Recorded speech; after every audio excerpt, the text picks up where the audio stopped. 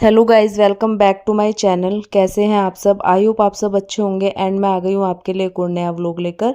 तो ये वाला व्लॉग मैं पिछले वाले व्लॉग के बाद से ही कंटिन्यू कर रही हूँ। तो आज तीज का त्यौहार था, तो मम्मी भी मेरे यहीं आई हुई है। आप लोगों को पता ही है, पिछले व्लॉग में देखा होगा। तो बस यहाँ पर ना मैं लंच की तैयारी करने के लिए आ गई थी, क्योंकि नाश्ता वगैरह सब हमने कर लिया था। और आज मैंने सैंडविच और चाय बनाई थी नाश्ते में। उसके बाद अब मैं सीधे लंच की तैयारी करने के लिए आ गई थी। और पतिदेव चले गए थे बाहर, उनको अर्जेंट काम आ गया था, तो वो थोड़ी देर में वापस आ जाएंगे। तो तब तक मैं लंच भी बना लूँगी। और यहाँ पर मैंने थोड़ा सा सामान मंगवाया था ब्लिंकिट से। तो एक तो मैंने मशीन के लिए टब क्लीनर का पाउच मंगवाया है, जिससे टब क्लीन होता है, वो पाउडर फॉर्म में आता है। और एक दो चीज़ें और मंगवाई है। तो जैसे वैनिश होता है ना, तो कपड़ों पे दाग रह जाते हैं मशीन में, तो ये जो वैनिश आता है, मम्मी ने मुझे सजेस्ट किया कि इसको थोड़ा सा डाल दो ना, जितने भी जिद्दी दाग होते हैं सब हट जाते हैं। तो मैंने वो ट्राई किया करूँगी, मतलब इसलिए मंगवाया। तो यहाँ पर मैं सब्ज़ी बनाने की तैयारी कर रही थी, तो चॉपिंग वगैरह सब कर ली थी। तो यहाँ पर मैंने मिक्स सब्ज़ी काटी थी।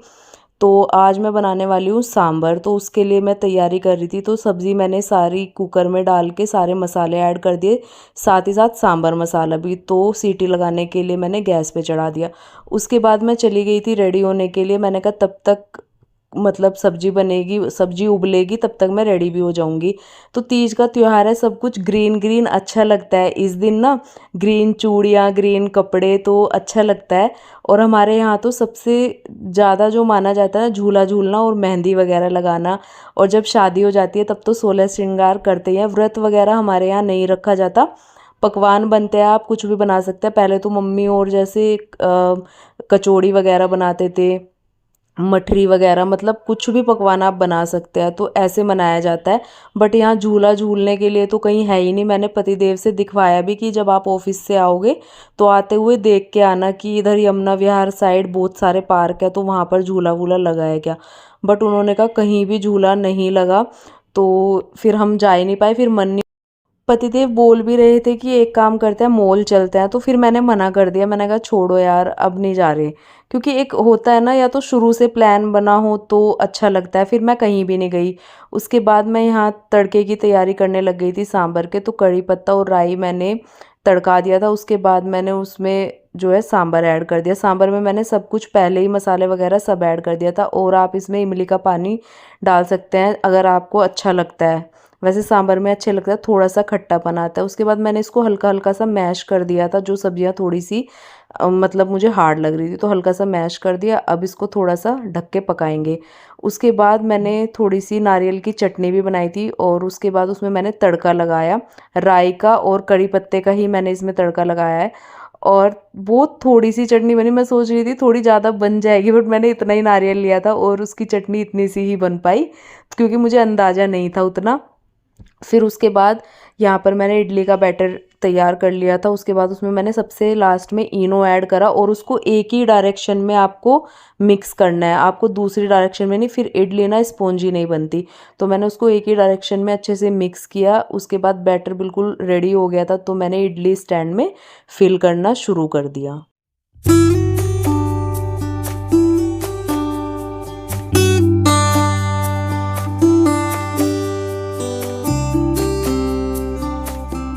तो मेरे पास ना कोई इडली मेकर तो है नहीं, मैंने लिया नहीं हुआ, क्योंकि ऐसे ही काम चल जाता है, तो क्या ज़रूरत है लेने की। तो मैं ऐसे ही बना लेती हूँ हमेशा से।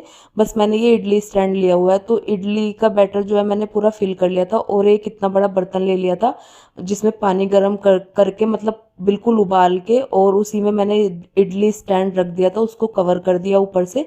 और 10 मिनट के अंदर सारी इडलियां मैंने बना के तैयार कर ली थी। और आप इसको चेक कर सकते हैं, उसके अंदर कोई भी नुकीली चीज़ डाल के, अगर बैटर चिपकता है तो आपकी इडली नहीं बनी, और अगर बैटर नहीं चिपकता है तो आपकी इडली बन के तैयार। और बहुत स्पॉन्जी बनी थी, बहुत सॉफ्ट इडली बनी थी। और पतिदेव के साथ उनके एक फ्रेंड भी आए हुए थे, उनको भी लंच कराया, फिर वो चले गए थे। उसके बाद मम्मी, मैं और पतिदेव थोड़ा मार्केट चले गए थे ऐसे घूमने के लिए।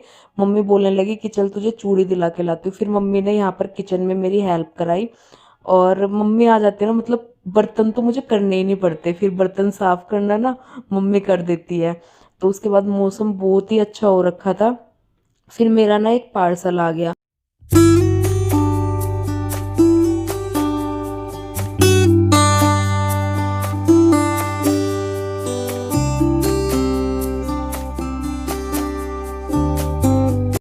ये मैंने तुलसी का पॉट मंगवाया है गाइस। और भाई मैंने मंगवा तो लिया ये, लेकिन ये इतना छोटा आ गया, बिल्कुल हाथ में ही आ जा रहा था ये। मतलब मुझे लगा ये थोड़ा तो बड़ा आएगा, मैंने देख के मंगवाए थे रिव्यू वगैरह, बट ये बहुत छोटा आ गया, पूरा हथेली पे ही आ रहा था। तो मतलब ये तो ऐसा हो गया ना, इसमें तुलसी भी नहीं लगा सकते, फिर ग्रो करेगी तो फिर दोबारा चेंज करना पड़ेगा। तो मुझे बहुत ही छोटा लग रहा था, पतिदेव ने भी बोला कि रिटर्न कर दो, कि इसका कोई मतलब नहीं है तुलसी लगाने का भी, बहुत ज़्यादा छोटा है। और आया भी काफ़ी कॉस्टली है, क्योंकि ये सेरेमिक वाले ना थोड़े कॉस्टली आते हैं। बट ये तो मुझे कॉस्टली इसलिए लगा क्योंकि इसका साइज़ बहुत छोटा आया है। तो ये मैंने फिर रिटर्न के लिए डाला है। अब देखते हैं, रिटर्न देके फिर मैं दूसरा लेके आऊँगी, और इस बार ना शॉप से लेके आऊँगी, क्योंकि ये इस टाइप की चीज़ें ना फिर अच्छी नहीं लगती ऑनलाइन मंगवाना ना, फिर मंगवाते क्या है साइज़ क्या आ जाता है। वैसे मैंने देख के तो मंगवाया, बट इतना छोटा मैंने नहीं सोचा था कि ये इतना छोटा होगा। तो ये मैंने रिटर्न कर दिया। उसके बाद ये शाम का टाइम हो गया था, तो पतिदेव बोलने लगे कि चाय बना लो और कुछ स्नैक्स टाइप बना लो। तो मैंने सोचा जो इडली बची हुई है ना, आज उसी से बनाती हूँ स्नैक्स। तो यहाँ मैंने इडली को कट कर दिया था छोटे छोटे पीसीज में, और बहुत टेस्टी लगता है ये स्नैक्स। आप कभी ट्राई करना जब आप इडली बनाते हो, अगर आपकी इडली बच जाती है। तो यहाँ पर मैंने तेल गरम किया, कड़ी पत्ता, थोड़ी सी राई डाली, बेसिक मसाले, और थोड़ा सा जो है ना मैंने इसमें फ्राइड राइस मसाला डाला। उसके बाद मैंने कट की हुई सारी इडली ऐड कर दी। इनको अच्छे से कर देंगे मिक्स। थोड़ा सा आप इसमें नींबू भी ऐड कर सकते हैं फ्लेवर के लिए। और इतना टेस्टी स्नैक्स लगता है ना गाइस, सब कुछ फेल है इसके आगे, बहुत इजी, सिंपल और टेस्टी।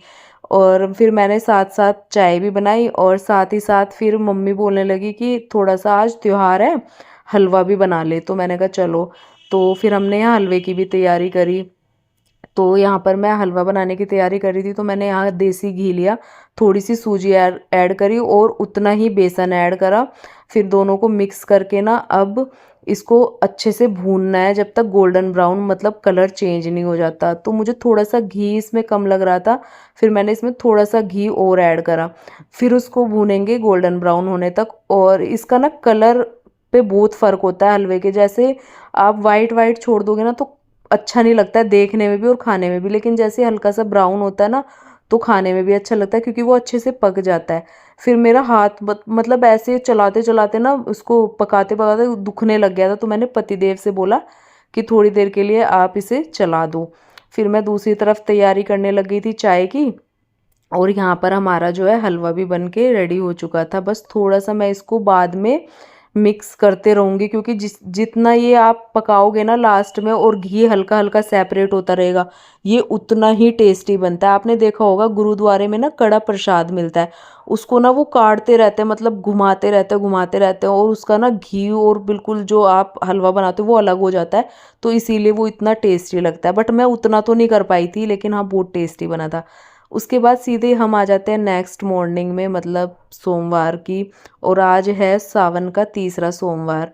तो यहाँ पर मेरी पूजा हो रही थी, और फिर मैं आ गई थी तुलसी में जल चढ़ाने के लिए। तो अब मैं अपनी कर लेती हूँ सुबह की पूजा। नहा ली थी, क्लीनिंग वगैरह सब हो गई थी मेरी, उसके बाद ही मैं पूजा करने के लिए आई थी।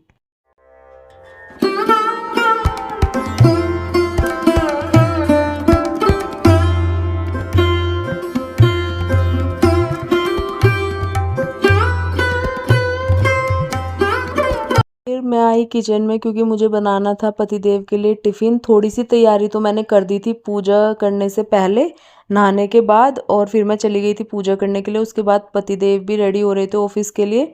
तो मैंने यहाँ पर चाय चढ़ाई है। और अभी ना जब नहा लो पूजा पाठ कर लो तो चाय की बहुत क्रेविंग होती है। तो पहले आराम से हम दोनों ने बैठ के चाय पी। उसके बाद मैं तैयारी करने लगी थी टिफ़िन की। तो आटा मैंने लगा दिया था, और आज मैं बना रही हूँ अरबी की सब्ज़ी। तो अरबी मैंने बॉईल करके रख दी थी। तो यहाँ पर मैंने अरबी के लिए मसाला तैयार कर लिया था, टमाटर और बेसिक मसाले, सिंपल सा ही मैंने तड़का बनाया। उसके बाद मैंने उसमें अरबी ऐड कर दी उबली हुई। तो वैसे तो कुछ लोग सूखी भी बनाते हैं, बट मैं थोड़ी सी ग्रेवी के साथ बनाऊंगी, तो मैंने इसमें थोड़ा सा पानी ऐड करा। अब इसको अच्छे से कर देंगे मिक्स, और थोड़ा बॉईल आने तक इसको पकाएंगे। और जैसे ही इस पे अच्छा सा बॉईल आ जाएगा, उसके बाद मैं इसे गार्निश कर दूंगी हरे धनिया से, क्योंकि इससे फ्लेवर इतना अच्छा आता है और टेस्टी भी लगती है।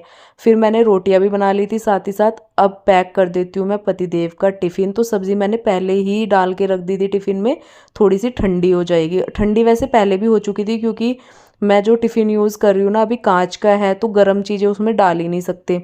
उसके बाद मैंने थोड़ा मीठा भी रख दिया था, तो पतिदेव का टिफ़िन कर दिया था मैंने रेडी, और साथ ही साथ पतिदेव भी तैयार हो गए थे ऑफ़िस जाने के लिए।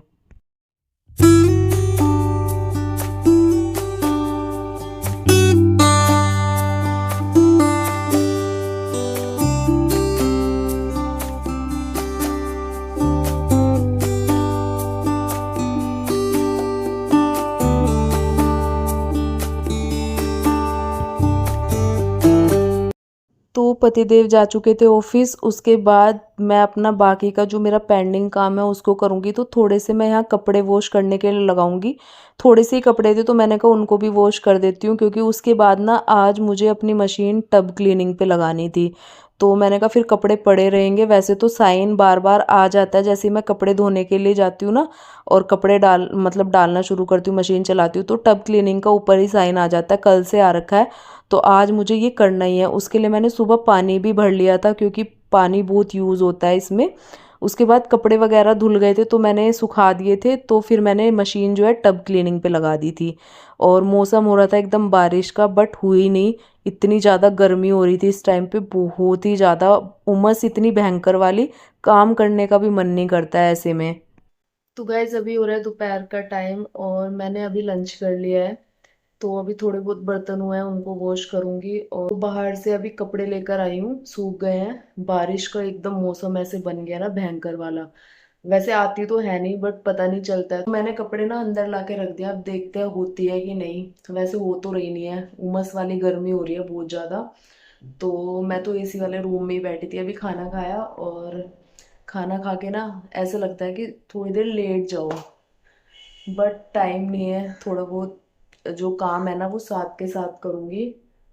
और उसके अलावा मैंने अभी मशीन जो है ना टब क्लीनिंग पे लगाई थी गाइस, तो वो अभी चली रही है। उसमें काफ़ी टाइम लग जाता है, कम से कम 2 घंटे लग जाते हैं। तो अगर नहीं करते हैं तो टब क्लीनर का उसमें साइन आ जाता है। तो मेरी मशीन पे भी ना कल से आया हुआ था, तो आज मैंने लगा दी थी टब क्लीनिंग के लिए। और उसके लिए मैंने ब्लिंकिट से ना पाउच आते हैं, मतलब जिस जो टब के अंदर डालना पड़ता है, उससे बिल्कुल क्लीन जो भी अंदर फंसा हुआ होता है। मैंने कर्टेन्स वगैरह वॉश करे थे, तो उस वजह से थोड़ी सी जल्दी मुझे टब क्लीन करना पड़ी है।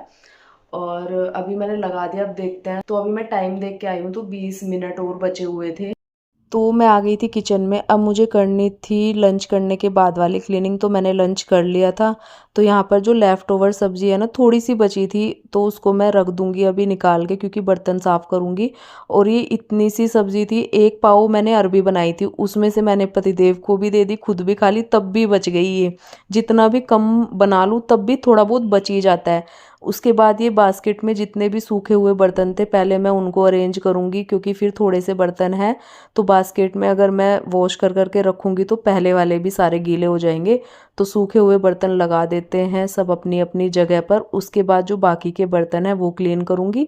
और फिर थोड़ा सा एक्स्ट्रा काम है मुझे, जो किचन के क्लोथ्स होते हैं ना, जिनसे क्लीनिंग वगैरह करती हूँ मैं डेली, गैस स्टोव वगैरह क्लीन होते हैं और डस्टिंग वगैरह करती हूँ, तो सारे कपड़े जो है ना मैं थोड़ा सा डिश वॉशर डाल के गर्म पानी करके उसमें सोक करके रखूँगी, जिससे कि जितना भी उनके अंदर गंदगी होती है बहुत ईजिली निकल जाती है, ज़्यादा मेहनत करने की ज़रूरत नहीं होती। और जितने भी जर्म्स वगैरह होते हैं वो भी, थोड़ा बहुत आप बेकिंग सोडा वगैरह डाल सकते हैं, तो उससे सारे जर्म्स वगैरह निकल जाते हैं कपड़े से।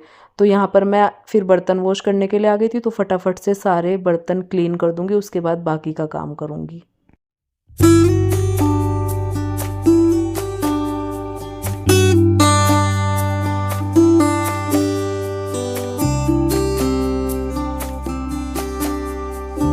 तो गाइज़ आप लोग इतने सारे कमेंट्स करते ही रहते हैं, तो मेरे 10 के सब्सक्राइबर्स भी आप लोगों की वजह से कंप्लीट हो गए हैं। और मैं सोच रही हूँ कि एक क्वेश्चन आंसर व्लॉग बनाऊँ। जितने भी पुराने क्वेश्चन, जितने जब से मैंने व्लॉगिंग स्टार्ट करी है तब से आप लोग क्वेश्चन करते हैं, और जितने भी नए अभी तक के सब क्वेश्चन जितने भी किए हैं सबका जवाब लेकर आऊँ आप लोगों के लिए। और अभी भी आप लोग कर सकते हैं, जो भी आपके मन में आप पूछ सकते हैं, क्योंकि बहुत ही जल्दी मैं क्वेश्चन आंसर व्लॉग बनाने वाली हूँ।